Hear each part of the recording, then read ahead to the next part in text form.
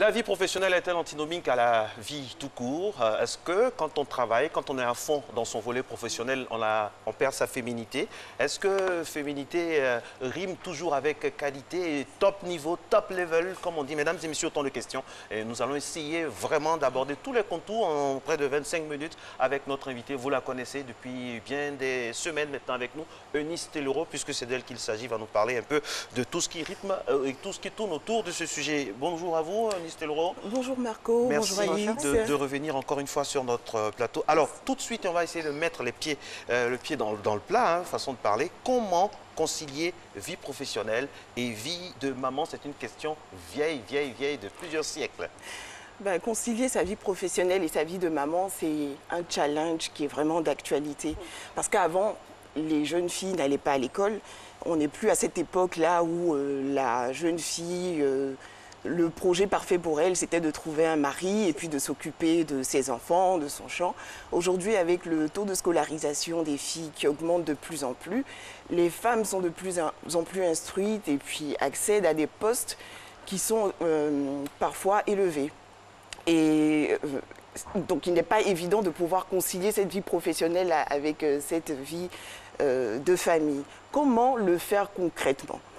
Alors, je dirais qu'il faut déjà sortir du mythe de la Wonder Woman, c'est-à-dire la femme qui assure sur tous les plans, qui est celle qui délivre au travail, celle qui est la maman parfaite, toujours forcément très bien mise, dont les enfants sont super éduqués, qui ne font jamais de bêtises, qui a un chez soi qui est toujours propre. Des fois, cet idéal-là nous met beaucoup de pression parce qu'au travail, on n'est pas logé à la même enseigne que les hommes. Soyons francs, les tâches ménagères et toutes les tâches relatives à l'éducation des enfants sont inégalement réparties dans les couples. Et il y a pas mal de ces charges-là qui pèsent sur la femme. Donc il faut sortir de ce mythe-là. Ensuite, tout est une question d'organisation, savoir s'organiser. Vous connaissez la loi de Pareto? Pareto, c'est un économiste qui a sorti une loi qui dit que 20% des efforts produisent 80% des résultats. Donc au travail comme à la maison, il faut se focaliser sur l'essentiel, sur les 20% d'efforts qu'il faut faire pour avoir 80% de résultats. Ensuite, il faut savoir planifier, anticiper, qu'on soit au travail ou à la maison, parce qu'en définitive, ce sont les urgences qui viennent créer ce déséquilibre-là. Vous devez rentrer, par exemple, aider votre fils à préparer sa composition. Et à 17 h, vous avez votre patron qui vous demande de terminer un document urgent pour le lendemain. Vous voilà bien embarrassé. Si en vous observant, en observant votre patron, vous remarquez qu'il vous envoie ce genre de demande vers le 5 de chaque mois, vous pouvez anticiper et commencer à travailler sur ces types de documents à partir du 1er du mois. Comme cela, avant le 5, vous envoyez le document au patron. Et puis, il ne faut pas hésiter aussi à se faire aider à la maison. Hein, on a chez nous des nounous qui nous aident. Il ne faut pas hésiter aussi à impliquer son homme dans la gestion, dans l'éducation de ses enfants, pour ne pas être toute seule à porter ce lourd poids, ce lourd fardeau. Et enfin, je dirais la cerise sur le gâteau. Mais avant, quand même, la cerise sur le gâteau, c'est quoi? Il faut impliquer aussi ses enfants dans les responsabilités par rapport à eux-mêmes, leur révision, par rapport aussi aux tâches ménagères. On raconte de Michelle Obama que lorsqu'elle est arrivée à la Maison Blanche, quand elle a rencontré le personnel d'entretien, elle leur a dit que ces deux filles allaient continuer à faire leur lit et à ranger leur chambre. C'est quand même étonnant. Mais c'est ça aussi l'éducation de ces enfants. Il faut les impliquer dans les tâches ménagères pour ne pas avoir à tout faire et ne pas se retrouver submergé quand on est lâché par sa nounou. Et enfin, la cerise sur le gâteau, il faut avoir du temps, prendre du temps pour soi, pour se ressourcer, pour recharger nos batteries. Parce qu'en tant que femme, on dépense beaucoup d'énergie au travail, à la maison, on est tout le temps en train de donner. Et si on n'y fait pas attention, on a une charge mentale qui peut faire qu'on va être esquinté. Vous savez ce qui se passe dans le cerveau d'une femme quand elle est au travail, pendant qu'elle est au travail? Elle pense à tout ce Elle pense à tout ce qu'elle doit faire à la maison. Oh, je dois organiser l'anniversaire d'Alix. Il faut que je commande un gâteau. Ouf, Marco n'a plus de chaussettes. Il faut que je lui en achète. Il n'y a plus d'oignons à la cuisine pendant qu'elle est au travail. Tout un monde dans la tête. C'est l'univers. Et la femme est sans cesse en train de planifier, d'organiser. C'est épuisant. C'est pour cela qu'il faut se ressourcer aussi. D'accord. Vous nous avez donné là les ingrédients, mais comment positionner chaque chose à sa place pour avoir un bon équilibre? Comment positionner chaque chose à sa place pour avoir un bon équilibre? En fait, il faut être consciente de son rôle. Savoir que votre position de femme en entreprise, même si vous avez un poste élevé, et puis ça ne concerne pas que les femmes en entreprise, hein, il y a aussi plusieurs femmes qui ont des activités, qui ont des commerces, même qui vendent au marché. Aujourd'hui, les femmes ont de plus en plus d'ambition, qui veulent développer aussi ce business. Il faut savoir que cela ne vous exempte pas de votre devoir de mère. Donc, vous devez avoir conscience de vos différents rôles. Et de la même manière que vous avez des objectifs professionnels, des objectifs pour votre business, il faut aussi avoir des objectifs pour l'éducation de ses enfants et pour sa famille. Mon enfant a 7 ans. Qu'est-ce que je veux pour mon enfant? Quelles sont les valeurs que je veux lui inculquer? Comment est-ce que je veux qu'il travaille à l'école? Avoir ces objectifs-là aide à garder le cap au quotidien. Et c'est vrai qu'on peut avoir des périodes pendant lesquelles on est plus sollicité au travail. Savoir anticiper ces périodes, les voir venir de loin, et puis dès que la pression baisse, pouvoir rattraper à la maison, se rattraper à la maison. Alors, comment allier vie de mère et vie professionnelle, mesdames et messieurs, un savant dosage que la femme ne parvient, hélas, pas souvent à réaliser au sein du foyer, parce que comme elle a dit, c'est pas toujours évident, loin des clichés de superwoman, tout ça. Nous avons promené notre micro, posé la question aux femmes et aux hommes. Voici ce que ça donne.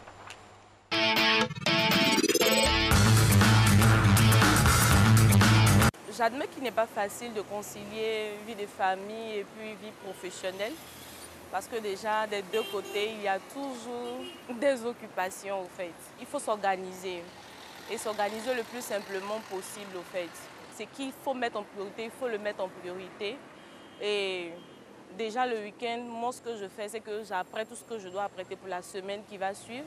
Et puis, le travail, ça, c'est au cours de la semaine que je gère les choses au jour le jour. Le plus important, c'est de s'assurer que l'enfant est en sécurité et que ton boulot aussi, tu le fais efficacement. De nos jours, on n'a pas beaucoup de temps pour s'occuper des enfants. Mais on fait l'effort de descendre un peu plus vite, même si le travail nous prend assez de temps. Pour les personnes qui ne travaillent pas le week-end, c'est mieux de consacrer ce week-end-là à sa famille. Il faut que la femme et l'homme maintenant joignent les deux mains pour pouvoir s'occuper de la famille. Il ne faudrait pas que tout repose sur l'homme, puisque les dépenses augmentent, les charges augmentent, la vie devient chère, donc on est obligé de mettre aussi la main à la pâte. L'éducation d'un enfant doit se faire des deux parties, que ce soit le père ou la mère.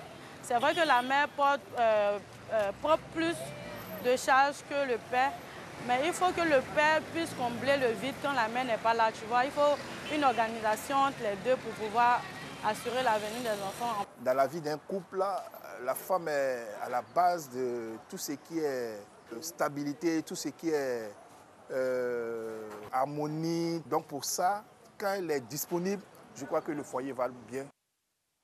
Voilà, beaucoup de réactions suscitées bien sûr par ce sujet.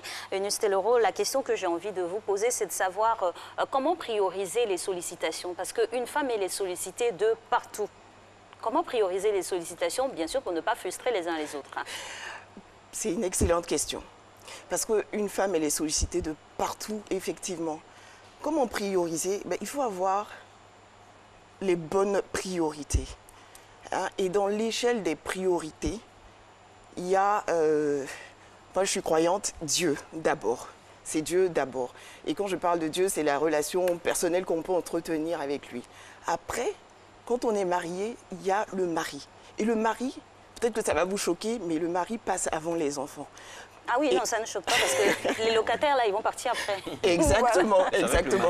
C'est avec le mari qu'on va rester. Certaines femmes jettent des fois leur dévolu sur leurs enfants. Et puis, au moment où les enfants s'en vont, elles sont amères parce qu'elles trouvent que les enfants ne sont pas reconnaissants. Des fois, c'est à cause de frustrations qu'on a pu éprouver dans le couple. Mais d'abord, le mari. Et les enfants, même, ça leur fait du bien de voir papa et maman s'aimer et s'accorder de l'attention. Oui. Ensuite, il y a les enfants. Les enfants sont très importants. Les enfants, vous en êtes les premiers responsables. Tout parent a un devoir d'éducation envers ses enfants. Et après, il y a le travail. Des fois, au travail, on peut avoir beaucoup de sollicitations, mais le travail aussi finira, vous savez. Et quand vous serez à la retraite, vous aurez peut-être gravi les échelons de la société, mais si vos enfants sont délinquants, drogués, est-ce que vous en serez fiers? Donc il y a cela, et il y a aussi les relations, les amis, pardon, qui sont importantes. Il ne faut pas vivre tout seul, reclus, en oubliant ses amis. parce qu'on est trop occupé. Parce qu'au soir de la vie, hein, on a besoin d'être entouré. Et si on a vécu tout seul, on restera aussi tout seul. Donc cet ordre de priorité-là étant établi, vous allez organiser votre temps pour vous assurer que vous faites les choses les plus prioritaires en premier. Voilà ce que je peux dire par rapport à cette question. Alors la femme, c'est plusieurs dimensions, hein. On le sent hein, depuis et dans tout ce que vous dites. Comment faire pour être une bonne femme, une bonne maman et une très bonne épouse en alliant une vie professionnelle stable? C'est la moyenne ou bien avoir 20 sur 20 partout? Comment on fait? Il faut savoir qu'il est difficile d'avoir tout le temps 20 sur 20 partout. C'est un peu ce que j'appelais le mythe de la Wonder Woman. Absolument. Qui donne beaucoup de pression aux femmes et puis qui fait qu'en définitive, les femmes se retrouvent avec vivent avec beaucoup de culpabilité. Il faut savoir qu'une carrière, c'est quelque chose qui se bâtit dans le temps. Tout le monde n'est pas DG à 25 ans, à 30 ans. Mais on peut terminer sa carrière DG peut-être à 45 ans, à 50 ans. Étape par étape. Étape par étape. Et puis par rapport aux enfants, il y a aussi des saisons. Vous savez, quand votre enfant naît, qu'il est bébé, il a besoin de vous en tant que maman. Ce n'est pas le moment d'aller faire le tour du monde, d'aller chercher l'argent partout. C'est vrai qu'il faut ramener quand même de la maison à la maison, comme on l'a vu dans le reportage, pour aider nos hommes. Mais ce n'est pas le moment d'être absente, parce que l'enfant a besoin de vous. Si vous n'êtes pas là, qui fait son éducation? La nounou, l'enfant a besoin de vous. À un moment donné, votre enfant deviendra un peu plus autonome. Et cela vous donnera un peu plus de temps.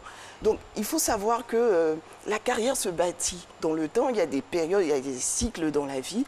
Et à chaque saison de la vie, il faut bien être conscient des priorités, des enjeux qu'on a et repositionner son organisation en fonction. L'arrivée de chaque enfant va créer un déséquilibre, c'est clair.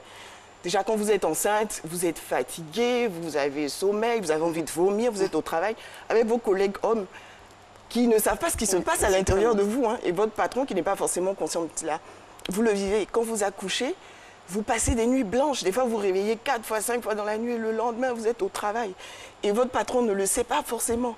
Donc, pendant ces périodes-là, il faut prendre soin de soi et savoir se reposer. Si on veut trop carburer au travail sans tenir compte des signaux que notre corps nous envoie. Moi, par exemple, pendant 2 grossesses, j'ai dû brusquement arrêter le travail parce que le médecin m'exigeait un repos total. Et ça coïncidait avec des périodes pendant lesquelles je venais d'avoir de la promo. Qui dit promotion dit nouvelle responsabilité, on a envie de prouver. Donc on culpabilise, ah non, mais je ne peux pas, il faut, on essaie de forcer. Mais entre la vie de bébé qui est dans le ventre et le travail, il n'y a pas match. Donc il faut être sage et ne pas brûler la chandelle par les deux bouts. Alors, c'est dire qu'être femme, c'est un gros travail de mathématiques à faire. Hein. Ah oui, les femmes sont d'excellentes planificatrices. Le simple fait d'être femme, franchement, c'est comme posséder un diplôme, d'être femme, d'être maman, c'est presque posséder un diplôme de planificatrice. Vous savez, entre les anniversaires organisés, gérer les courses à la maison, la nourriture, etc. S'occuper des enfants, réviser avec eux, s'occuper aussi de son mari, concilier sa vie professionnelle. On fait beaucoup de choses et cela nous crée, comme je disais tantôt, une certaine charge mentale. Il faut pouvoir déconnecter, se ressourcer, sinon c'est pas évident. Absolument. Et je trouve que les jeunes filles ne sont pas suffisamment préparées à ce rôle de femme. Quand on pense mariage, enfant, on pense aux paillettes, à la fête, mais on ne voit pas derrière tout... la gestion même de la famille. Toute la gestion de la famille qui est physiquement, moralement, intellectuellement et émotionnellement aussi éprouvante. Tout à l'heure, mais il y a beaucoup de plaisir à donner. Absolument, beaucoup de plaisir, on ne le dira jamais assez. Tout à l'heure, à l'entame de votre intervention, vous avez dit quelque chose qui m'a vraiment plu, c'est qu'on a un idéal, on est à la recherche d'idéaux qui nous mettent souvent beaucoup de pression. Comment faire pour échapper à la pression? Comment faire pour échapper à la pression? Déjà, comme je le disais, il faut éviter d'être dans des cycles d'urgence. J'ai bien aimé l'intervention de la dame tout à l'heure dans le reportage qui disait que le week-end, elle préparait à l'avance toutes les affaires dont les enfants avaient besoin pour la semaine. Et c'est ce genre d'action d'anticipation, de planification qu'il faut pouvoir faire. Même au travail, il faut anticiper, il faut planifier, il faut connaître son patron. Il faut savoir à quel moment il demande tel dossier, à quel moment il aura besoin de vous pour être disponible à ces moments-là. Regardez par exemple, excusez-moi, je disais ça à Alix, une femme, vous mettez un homme au forum d'Adjamé, en haut du forum d'Adjamé. Mais franchement, on a fait un reportage là-bas, j'ai eu mal à la tête. Mais vous mettez une femme au forum d'Adjamé, elle sait où elle va partir tranquillement. Ça veut dire que l'anticipation, tout ça, c'est féminin quelque part. Oui, tout à fait. On ne peut pas, enfin, on aurait beaucoup de mal à survivre sans cette anticipation, sans ce travail. Moi, j'arrive là-bas, j'ai mal à la tête. Mais il y a des coins de viande, mais la femme arrive à dire, bon, je vais aller là-bas, je vais faire ces... Et elle a déjà sélectionné les lieux, on va dire, adéquats ou les lieux alléchants pour avoir un bon produit au meilleur prix. Wow. Exactement. La femme a ce sens du détail. Je retiens. Et quand elle se balade au marché... J'augmente pour la famille. Moi, je retire parce qu'elle retire ici. Je retiens gang. Non. Vous auriez acheté de la viande peut-être pour 5 000, elle va vous acheter pour 3 000, mais de la qualité. Et puis ajouter du poisson. C'était pas prévu que vous ayez du poisson. Ça sont des femmes au voilà. Et vous êtes surpris. Hey, tu as fait ça aujourd'hui? Oui, sinon tu n'as pas donné l'argent, mais j'ai fait. On trouve ce genre de femmes là encore en Côte d'Ivoire? Mais oui, bien sûr. Dans nos maisons. Oui, bien sûr. C'est rare comme la chance. Hein. Mais contrairement à ce que vous pensez, la majorité des revenus de la femme sont investis dans la famille. Ne vous envoyez pas dans ce débat-là. Attention. On va l'éviter. Attention, vous êtes sur ce plateau, vous êtes peut-être des exceptions, mais nous sommes dans la population, on voit ce qui se passe. Attention, mesdames. Exactement, Restons. On sait de quoi on parle. On pourrait en débattre, mais bon, on va vous faire plaisir aujourd'hui parce qu'on a aussi besoin des hommes. Et on est parti dans la population, justement, avec Monsieur Bonzo. Ah, d'accord, exactement, d'accord. On est resté avec le micro-trottoir et donc on reste sur le plateau pour parler, bien sûr, des rôles des hommes aussi. Parce que c'est vrai, on ne va pas les mettre de côté. Comment les insérer pour avoir cet équilibre-là entre les deux entités, famille et travail? Aujourd'hui, il est plus que crucial que les hommes s'impliquent dans l'éducation de leurs enfants, dans la gestion des enfants. Plus que crucial. Pourquoi? Parce que on n'est plus à une certaine époque où la femme était femme au foyer. C'est vrai qu'il y a plusieurs femmes qui font le choix d'être femme au foyer, et c'est un choix qui est noble. Mais aujourd'hui, on se lève tous les deux le matin, je travaille, tu travailles, on rentre à la maison le soir, tu t'assois devant la télé, tu allumes la télé, et je fais tout ce que j'ai à faire. Mais c'est frustrant pour une femme. Donc les hommes doivent s'impliquer. Et on doit éduquer aussi nos garçons aux tâches ménagères. Comment est-ce qu'une femme peut emmener son mari à s'impliquer dans l'éducation de ses enfants et dans la gestion de ses enfants? Déjà, il faut savoir que les hommes et les femmes ont des psychologies différentes. La femme, elle aide spontanément, naturellement. L'homme sur sa planète appelée Mars, il faut lui demander de l'aide pour qu'il puisse l'apporter. Donc bébé a fait popo dans sa couche. S'il va vers papa, papa aura tendance à dire chérie, mais... Bon, ça dépend du papa. Si c'est Marco, chérie, laisse, je m'en occupe. Tu m'es trop précieuse, reste là-bas. On laisse sur ce... Vous voulez qu'on abonde ce sujet? Oui, Marco s'en occupe. Mais de toute façon, il y a une exception qui fait la règle. Marco est l'exception qui fait la règle. Mais il ne faut pas jouer avec le sommeil de Marco parce qu'un matin, on est derrière. Ça, par contre. Voilà. Pourtant, les bébés, c'est très tard dans la nuit. Moi, ma première s'est réveillée 14 fois. Quand on est arrivé, 14 fois, j'ai compté. Ça m'a traumatisé. J'ai dit, chapeau, maman. Il y a des papas qui demandent à la maman de déménager, d'aller dormir dans une autre chambre, qui partent dans une autre chambre. Et le lendemain, les deux vont s'apprêter et aller au travail. Donc, il faut impliquer papa dans l'éducation, la gestion des enfants. Mais comment, justement? Il ne faut pas hésiter à demander de l'aide. Bébé pleure. Chérie, est-ce que tu peux prendre bébé? Bon, il se pourrait que le mari dise... de Champions League, Barça, Real. Que le mari dise non, moi je suis devant. On va mettre la table allongée juste en face de la télé. Ça va motiver. Barça, Real, Messi, Ronaldo, ça chauffe comme ça. Bébé, il faut aller. Ça va en temps normal. C'est pas facile. Non, c'est facile. Marco dit oui, j'ai compris. C'est ça. Non, mais Tito, la télévision, c'est merveilleux. La télé. Non, mais franchement, la télévision, c'est merveilleux. C'est ça. Ah, mais Marco, c'est un super papa. J'ai un panier, il en parle jamais tout à l'heure. C'est la fin de mois, il faut faire. Le forum, c'est plus fort que moi. Je ne peux pas. On a mal à la tête chaque fois. En tout cas, chapeau. Chapeau, les femmes. Franchement, il faut y demander l'aide de son mari. Et il se pourrait que l'homme dise « Ah non, j'ai mon match ». Quand c'est comme ça, c'est frustrant pour la femme. Et la réaction naturelle d'une maman, ce serait quoi? De bouder. Alors que c'est exactement ce qu'il ne faut pas faire. Il faut dire « Ah, ok » et aller changer soi-même la couche. Et commencer par reconnaître tous les petits actes du quotidien que monsieur fait. Il fait peut-être pas grand-chose, mais il ferme la porte les soirs, lui dit « Ah, tu es un super papa, tu fermes la porte les soirs ». ça va le motiver, l'homme va essayer d'être à la hauteur de cette réputation. Et puis si un jour, par miracle, il accepte, il faut dire « Waouh, chérie, tu as changé la couche de bébé, bravo !» On en met une couche et une seconde. Tu as laissé ton match magnifique, Bravo, super, ça va l'encourager.